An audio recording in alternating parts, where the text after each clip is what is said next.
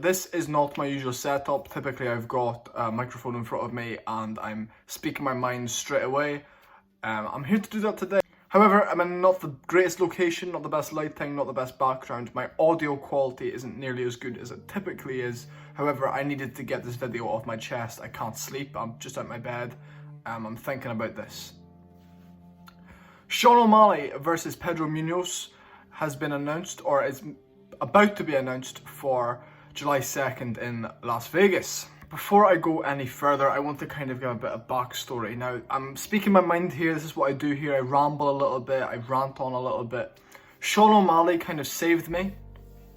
That sounds crazy, that sounds pretty weird, but I'm going to explain to you a little bit how. I was one of those typical people that fell in love with Conor McGregor, and I was walking around talking like him, acting like him, pretending I was like fighting people every day in my room, shadow boxing.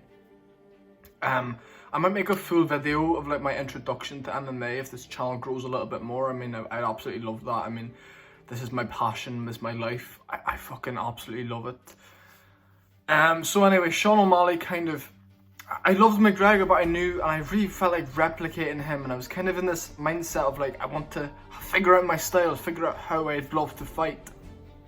And I'd be thinking like how Holloway fights, I love how Holloway fights, I love how McGregor fights, I love how there's a Bellator fighter named James Gallagher, I love the way he just takes the back position before submission. I've met him a few times. If you go to my Instagram, you can see that I've met him. That was a pretty cool day for me. But then I seen O'Malley fight, and I knew he was pretty cool. I'd watched two of his contender series, or his first contender series fight, then his first UFC fights, right? And I'd seen them, and this was during the time where he was off for 2 years, or 2.5 years, whatever it was. And I was watching his podcast every week and stuff. I'd never seen him fight, like I'd never watched him live fight. Then when he came back and fought Jose Quinones, I was captivated. His performance was unreal. His movement was like nothing I'd ever seen. I'm a lanky streak of piss as well. That's quite athletic naturally. That's quite fast naturally. That can pick up on things quite quick.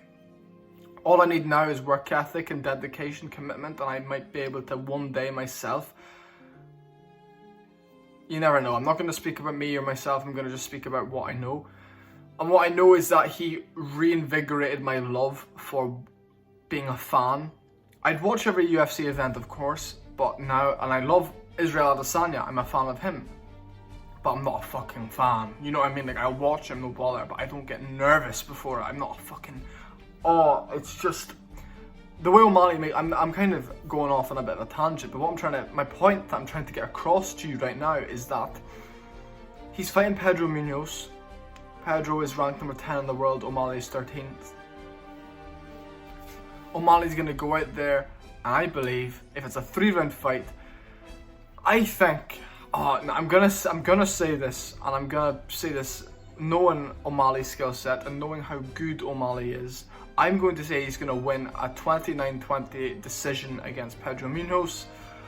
I could be very wrong. I could be extremely wrong here because he had a terrible camp in the build-up to Paiva.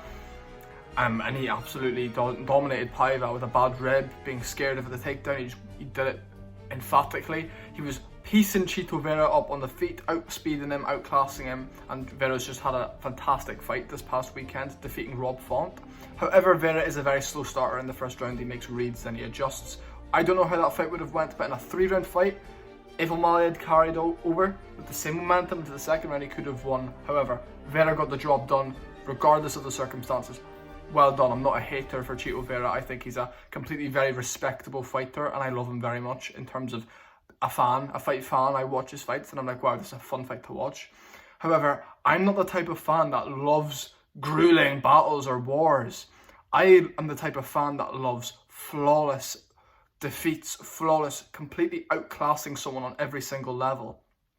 Being a fan of someone and then them outclassing the person is just so like, it's so lovely to watch. It's so like invigorating as a fan, thinking, right, now my fighter is going to go up to the next level. And O'Malley's a fan favourite. He's famous as fuck as well. He's famous as fuck. And this announcement against Munhoz, it's a big fight. It's an interesting stylistic matchup. Munhoz, the little tight, stocky boxer, against O'Malley, the tall, lanky, young up-and-comer. O'Malley gets the job done, 29-28 decision. I think he wins the first two. Actually, fuck it. I think he just whitewashes him. Lovely new decision win for O'Malley. Maybe a second, third round finish. He's quite good with the little stocky people. I think he kind of likes someone that comes to fight a bit more because he can catch them and he can move around them and make the reads. Like Almeida, he did it, third round for him. It's just, that's what I'm trying to get across. I think O'Malley's got this one in the bag. I think he's all good. However, after this point, after beating a ranked number 10 guy in the world,